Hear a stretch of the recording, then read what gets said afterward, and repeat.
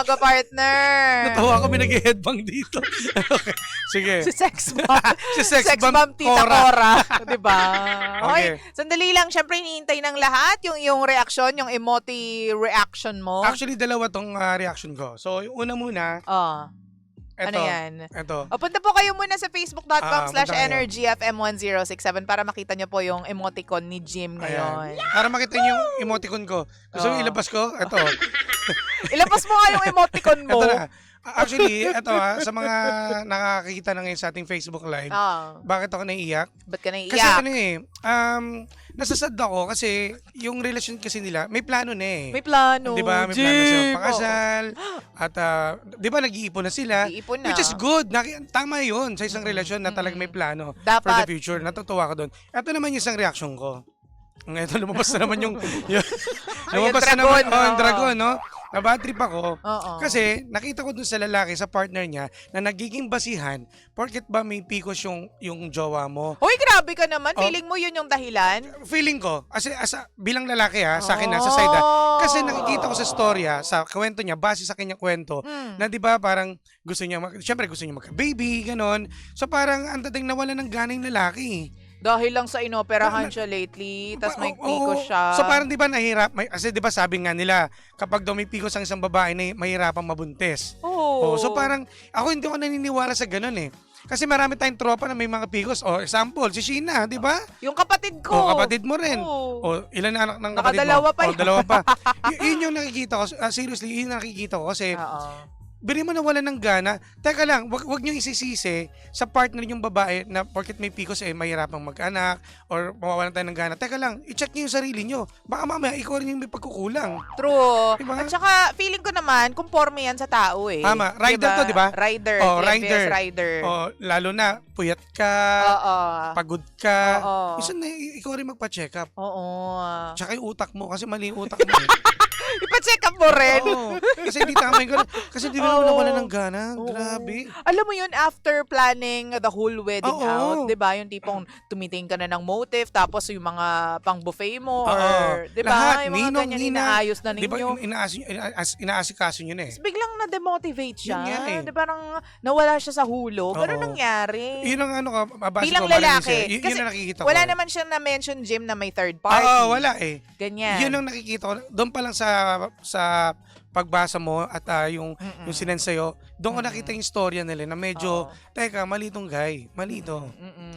Ang sakit din nun sa part naman ng babae kasi kami kapag malaking bagay sa amin yung kasal. Tama, so kapag pumayag kami na pag-usapan natin yan, kasi 10 years na rin sila, di ba? Parang deep inside kinikilig kami kasi wow, pangarap ng iba, di ba? Na maikasal, di ba? Yung iba nga hindi pinapakasalan pero this time pakakasalan mo ko, tapos ito na nagpaplano tayo, parang heightened lahat ng senses mo, nasa peak ka ng kasiyahan mo, tapos biglang magda-drop, biglang mahuhulog, mawawala ng interest magpakasal. Bili mo, ang tagal ng pinlano, tapos yung nawala ng gana, parang ang bilis, parang isang araw, minuto lang, nagbago isip. Nagbago yung isip. Ang sakit yan para sa babae, kasi big deal para sa amin, yung magpakasal. Kumbaga, pasalamat na kami na meron kaming partner na, alam mo yon, nag-aalaga sa amin at may matatawag kaming, parang mister.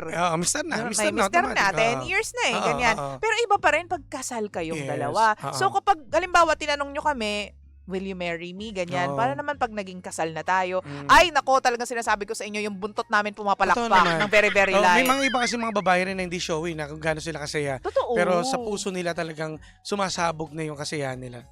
Kasi tingnan mo yung binalita natin last time na pakonti na lang yung mga taong nagpapakasal ngayon. So, kapag halimbawa in-ask ka for marriage, talagang kikiligin ka eh. Tsaka di ba, dito mo makikita yung tao na talagang buo yung desisyon niya, seryoso na siya, at gusto niya ng palakin yung relasyon, ang pamilya, magkakaroon ng pamilya. Teka lang, may nag-comment dito. Sabi, hello po, mag-comment kayo dyan. We are live na on Facebook, facebook.com/energyfm1067 para makasali po kayo sa usapan natin. Okay, sabi po dito ni JC, consider nyo din yung idea na baka may depression yung lalaki. Kasi lahat ng symptoms ng depressed people, meron siya. Check din natin. Teka. Kung, di ba may partner ka eh? Alam mo, paring JC yung nag-comment sa atin ang ano ko lang dito is, 'Di ba mag-partner kayo, dapat pinag-uusapan niyo yung mga problema. Mm-mm. Kung ano man meron, dapat pinag-uusapan at nagtatanungan kayo. Communication is the key. Oh my gosh, that is Importante so yan. right. 'Di ba? Nagsasama na kayo for almost 10 years tapos hindi ka pa open sa kanya. At saka hindi mo na, well, doon sa babae, hindi mo rin napapansin na meron siyang depression. I'm Posibleng sure hindi niya napapansin. 'di ba, meron kang ano diyan Napapansin may niya. mga simptomas na lalabas na will make you wonder, why is he like that? Oo. 'Di ba? Tapos May- ma-check unti-unti yung mga boxes na teka lang, hindi wala sa tamang pag-iisip, tinatamad sa life. Wala kayong chorba life, wala Tama, kayong sex tama. life, ganyan. Yan yung mga ano eh. Doon ka kumbaga maninibago ka. O, diba? Teka, ba't mento? Tapos nag-ano siya, bibiyahe siya gabi, 'di ba? Oo. Gabi, bakit ganoon? O, 'di ba? Diba? Parang escape siya. Oo. Parang ganoon ang nangyayari. Tumatakas siya. sa realidad Yan. ng life. Yun. Yun. Tapos, Ang ano ko lang, sorry Maring Lindsay, ang ano ko lang, ang masasabi ko lang dito sa lalaki, no sana, no, hindi lang dito sa jowa nung letter sender natin, yung sa mga taong na nakikinig sa atin, lalo yung mga kalalakihan, no, na kapag hindi basihan yung magkaroon tayo dapat tanggap natin kung anong meron kung binigay ng Diyos. Ako Oo. naniniwala ako na darating yung pagkakataon na bibigyan tayo ng blessing ni Lord. oo. Mali mo, baka bukas makabuo na. May Oo. ganun eh. Totoo yan. Tsaka wag tayong atat. Ang atat Oo. nyo eh. Minsan kasi taon talaga dumadating. Minsan, it takes years talaga Oo, bago totoo. dumating yung ganyan. Bago ibigay sa'yo, Yes, sa bago inyong ibigay. dalawa. Ang sabi dito ni Mareng Ayashandi Serrano, isa pa lang yan, o isa lang po yan, hindi niya po makita ang value mo ate. Try mong wag habulin at suyuin kasi hindi naman basehan yung condition mo. Deserve mo din na mahalin ate. Tama. Binigay mo Diba? naman lahat. Binigay mo naman, ginawa mo naman lahat. Tapos ang sabi pa dito ng commenter natin, hindi po madaling mag-open up sa depression kasi may stigma. Dapat bilang partner, pipilitin mo. Kasi Oo. kailangan nila nakausap eh. Oo. Kailangan talaga, ang minsan kasi talaga sinusolo talaga, usually karamihan ganyan. Bakit di mo kausapin? Alam mo, kapag depression, 'di ba? Sa totoo lang mahirap din para dun sa partner ng may depression. Kasi hindi mo alam kung saan ka lulugar niyan eh. Unless mag-seek kayo ng professional help. Pwede. 'Di ba? Pwede naman. Mag-undergo kayong Oo. therapy, mag-medication siya, ganyan. Tapos ikaw dapat, kung meron man ngang depression yung partner mo, 'di ba? Itong partner ni Dez, dapat matibay yung loob mo dyan. Suportahan mo. Suportahan mo. Pero diyan din tayo babagsak sa doon sa question, paring Jim na ano ba, deserve ko ba to? Sa akin kasi, 'di ba nagtanong siya kung... Susuko na ba ako o go pa rin ako? Kasi sa nakikita, akin opinion ko lang to. Opinion mo lang, oo. Sorry Hindi, wag mo bilangin yung 10 years. Bilangin mo yung taon na ginugol mo sa akin nawala lang bigla. Oo. Wag na lang. Oo, Sa wag na akin. lang. Sa akin sorry. Alam mo, actually wala naman tamang sagot dito kasi sabi nga natin, opinion. Tapos, anong tawag dito, may mga pagkakataon kasi na mapapa-question ka, bakit ako napapunta sa gantong sitwasyon? Tsaka bakit parang ako lang yung gumagawa ng way para maayos? Bakit di ba dapat pares tayong nag-aayos na itong problema? Tulungan tayo. Sabi nga nila kapag hindi ka na masaya, tas feeling mo hindi na nare-reward or hindi na naibabalik sa'yo yung pagmamahal, hindi ka naman puno para hindi gumalaw. Yes, Umalis ka tama. kung gusto mo. Yun nga lang, dapat ipaintindi mo sa partner mo kung ano yung reason behind you leaving Yes. him. Ganyan. Or ano naman, kung if ever naman kaya pang ayusin nyo. Yun lang naman eh. Ayusin nyo. Ikaw pa rin ang makakasagot ng tanong mo. Kung talagang nagmamahalan kayo, di ba? Tama. Pinahirapan mo kami. Oo. Kami talagang straight to the point kami magsalita. Di ba? Kasi mapapatanong ka, okay, hindi, di ba, inaaway mo ko, hindi ka nagpaparamdam sa akin, hindi ko alam kung saan ako lulugar, may babalik pa bang partner sa akin, ano ba, ayaw mo kong kausapin. Tapos, so, naguguluhan ka. Ano na bang plano natin? Tutuloy pa ba natin yung kasal? Oo. Di ba? So, kung hindi mo nakukuha lahat ng sagot, dahil lang sa ayaw ka niya kausapin at ayaw niyang i-explain sa'yo yung kanyang end, siguro manahimik ka muna. Tama. Magpahinga ka muna. Bigyan mo ng palugid. Sige. Kasi for all we know, paring Jim, baka mamaya kailangan din ng space ng lalaki. Pwede rin. Bigyan natin Diba? sige, bigyan mo siya ng time. Oo. Pero hindi naman siguro taon, no? Di ba? Mahirap din. Mapapansin mo. Mm-mm. Ikaw makakaramdam niya na eto na ba yung right time para mag-usap kami. Mm-mm. At maiayos pang lahat at may habol pa. At mahirap maghintay nang hindi mo alam kung meron kang hinihintay. Oo, You'll be meron kang wasting inaasahan. so much of your Yeah. years, 'di ba? Tama. Mahirap 'yun. So, siguro once and for all, kung kaya mo siyang kausapin ng matsinsinan, bigyan natin ng tuldok to Yes. o bigyan natin ng finality to. Anong gagawin natin? Kasi paliwanag mo, ganito yung nararamdaman ko eh. Diba? At may plano na tayo. Ano nangyari? Diba? Yung savings natin, nag-iipon tayo. Ba't parang ganito na nangyari? Na-stop. Oh, diba? At na-stuck tayo. Na-stuck tayo. Oh, diba? Parang ganito yan, Jim eh. Halimbawa,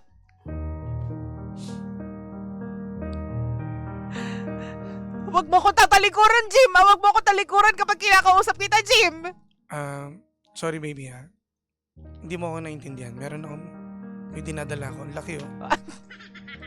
Problema to. Ipaintindi mo sa akin. Mag-usap tayo, Jim. Hindi mo maintindihan. I-explain mo sa akin. Makikinig ako. Gusto ko muna suluhin to. Ba't ang damot-damot mo? Pakiramdam ko, wala akong partner. Pakiramdam ko, nag-iisa lang ako sa buhay. Hindi ko alam kung babalik ka pa. Mag-usap tayo. Gusto mo bang malaman kung ano yung desisyon ko? O bakit ako nagkakaganito? Sabihin mo sa akin, Jim. Kasi may pikos ka. Gusto ko magkaanak. Gusto ko magkaroon tayo ng pamilya. Ayoko laki tayong dalawa. Gusto ko maraming anak. Wow, matres mo, be. Sorry. Diba? Yung mga ganyang pagkakataon, sinasabi namin sa inyo, mahirap din talaga. Yes. Pero, sinagot ka na ng malala. Ano na lang yan, ha?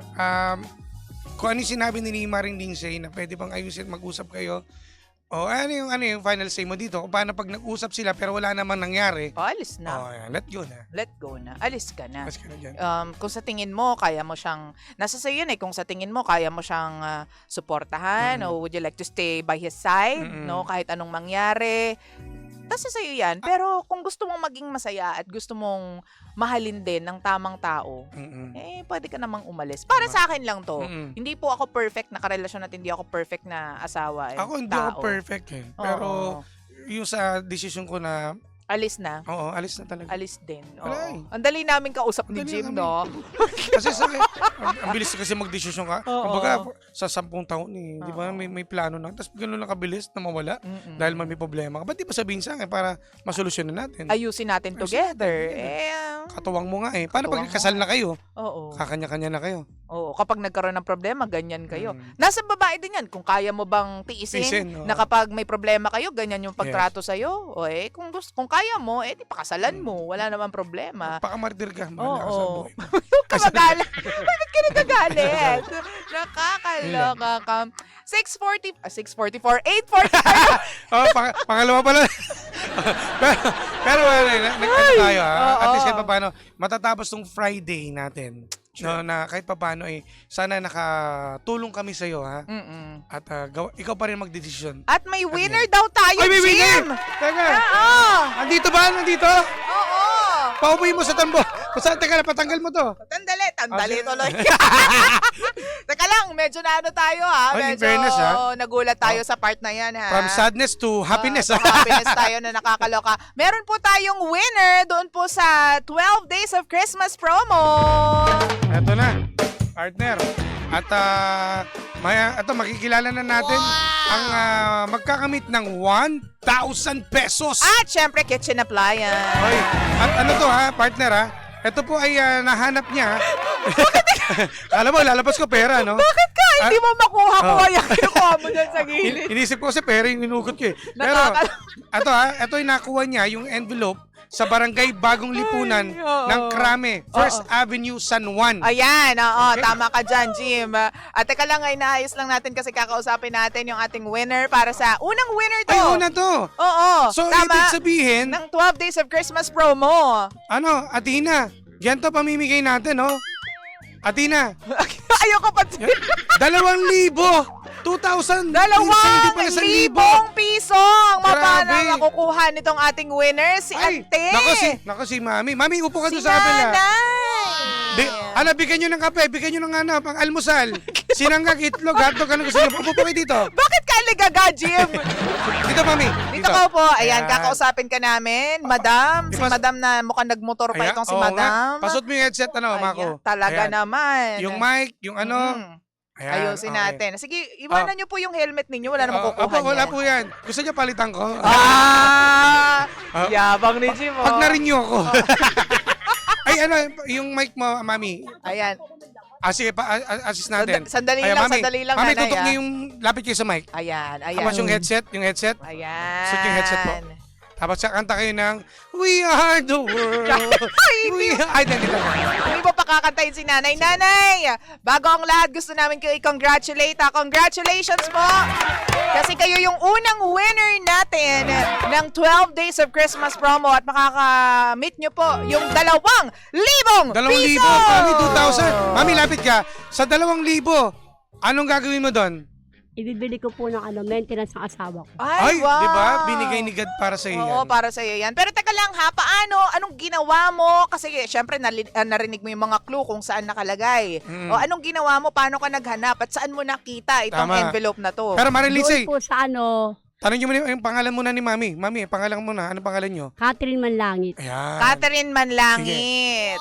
Ano po? Paano nyo po nakuha? Saan nyo po hinanap? Anong ginamit nyo strategy? Ganyan. Hindi po ko nakikinig po kasi muna ako. Wow. Sige ng nga, sino yung Energy DJ? 106.7. Alam. Kay Papa Jack. Mahilig kasi ako manood talaga ng mga love story. Oo. Yung mga hiwalaya, yung mga ganyan. Yung Oo. mga... Tapos, yung nung bandang huli po, nakakinig po ako ng may nilagay po sila. Oo. Ang ginawa ko po, syempre po, nagahan ko ng gising. Oo. Hinanap ko po siya. Hinanap nyo. Saan mo Opo. nakita itong itong Doon po sobre? malapit sabi poste. Poste. Oo, naghalo-halukay muna ako. Halukay. Gusto ko yan. Talagang binaon Sige. nila doon yung mga sobre. Yung Pero sobre po, na wala yan. po siya doon. Dali, hinanap ko po, tumingala ako, bumaba ako. Hinanap ko po talaga siya. Oo. Nakita ko po yung sobre, nakasingit. Nakasingit. nakasingit. Pagganyan ko po. Ang galing. Nakasingit. In fairness. O- Oo. Tapos, anong reaksyon niyo yung nakita niyo yun? Siyempre po natuwa. Oo. Grabe. Akala ko naman, siyempre, iniisip naman natin, mamaya, kung anong premyo nito. Siyempre tayo, mababaw lang naman ang kaligayahan natin, Opo. di ba? Oo. Kahit magkano, okay lang sa akin yan. Kahit ano, Kung ano yung tatanggapin makuha. ko yan. Bigay ng Diyos yan eh. Oo. Siyempre, nakita ko po, nung ayun. Sobre. Ay, Oo. dahil dyan, Nagpasama po ako ito, dito. bibigay ko yung pera ko sa inyo. Mabait si Mami, bigyan mo itong 2,000. Eto na ha, mga panggay. Bibigay na po natin live the live. Punta po kayo sa Energy FM Facebook page para makita nyo po ito. Ibibigay na po natin kay Nanay Catherine. 2,000 pesos yan, Mami. Salamat. 2,000 Mami, piso. meron pa nito. Teka, pasilin siya pang magbubuhat.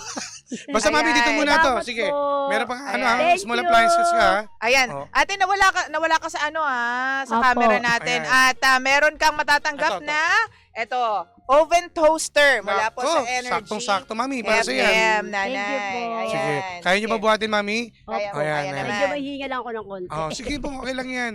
Oo. Ayan ha, para naman po maging masaya tayong lahat, everybody happy. Mamaya ikaw yung sisigaw ng Energy FM Tama. ha, Sige. Nanay ha. Mami, sasabihin mo ha, Okay. pag sinabi, hanggang kung sabihin radyo, sabihin mo, Energy 106.7. Energy lang, Mami. Lakasan mo. Energy, parang... Energy! Yan, 2,000 bigyan namin, ha? Ano pong masasabi ninyo dito sa mga nakuha nyo ngayon? Maraming salamat po talaga. Oo. At invite nyo po yung mga ibang pangga natin na sumali sa 12 Days of Christmas promo. Oh, ini-invite ko kayo, sumali kayo sa 12 days, ha? Invite pa mas ko to. Oo, yan. Tama po Oh, tayo. sayang to, 2,000 to. Di ba? Oo. Hindi natin to mapupulot. Ay, Congrats, totoo. tama. Kung puro chismis lang tayo. Ay, paano yung mga tropa nyo doon? Di pa pakainin nyo mamaya? Bibigay ko po yun sa asawa ko. Sa asawa nyo? Oh, maintenance niya. Ay, yung iba po, pakainin nyo yung mga kaibigan nyo doon, Opo, chichirya.